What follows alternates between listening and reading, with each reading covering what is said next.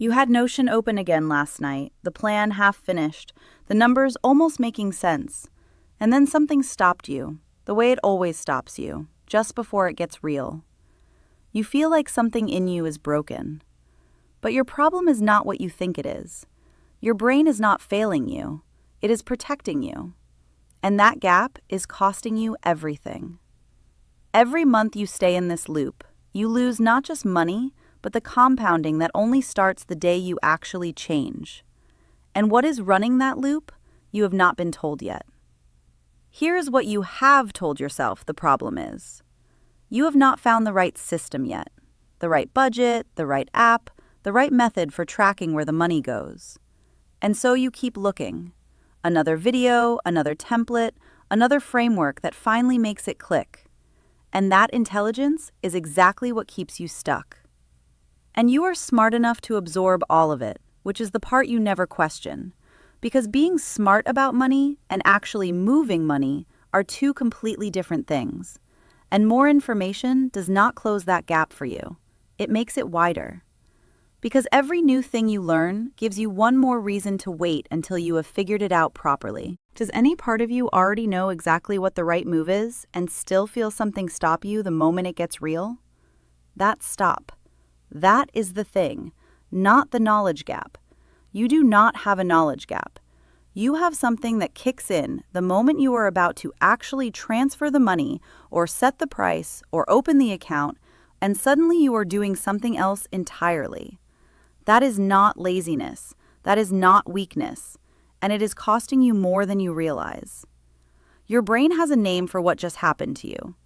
Every day you go unnamed, the cost compounds silently.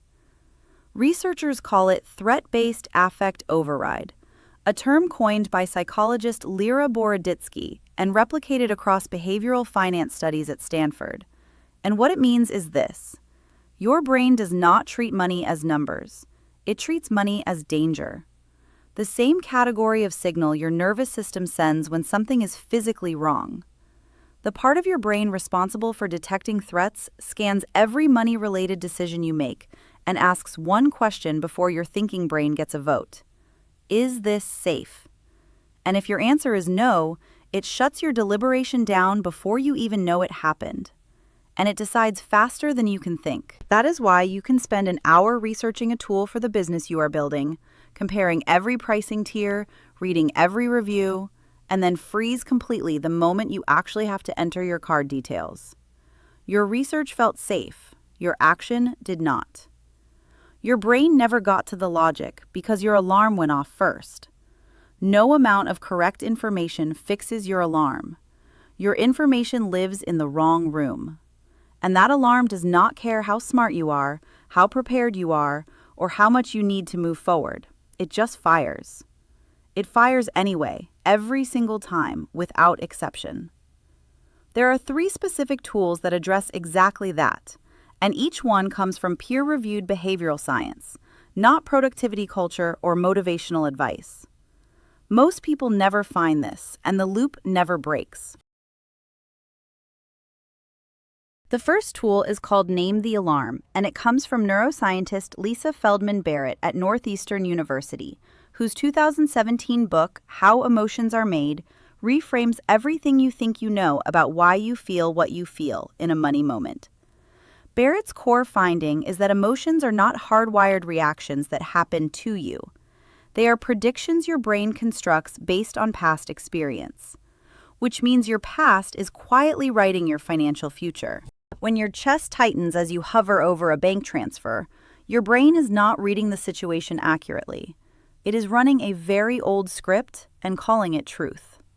And what they found should make you deeply uncomfortable. In 2007, Matthew Lieberman and his team at UCLA ran a study with 30 people and found something that sounds almost too simple. When you put a precise label on what you are physically feeling in that moment, the alarm signal drops. Not because you talked yourself out of it, because naming it interrupts the automatic construction. Your brain briefly has to switch from running the script to describing the script. That gap is everything. So here is what you actually do. That gap is the only window you get. The next time you feel the pull to close a banking app, delay a transfer, or leave a bill unopened, and you will feel it, probably today, stop. Pick up a pen and write exactly 3 words describing only the physical sensation in your body at that moment. Not the thought, not the story. The body. Chest tight, held. Throat dry, braced. 3 words on paper. That is it. That is the whole thing. And it will feel embarrassingly small for what it actually does. But here is what it cannot do on its own. It can interrupt the alarm once. It cannot stop the alarm from firing again tomorrow. For that, you need something different.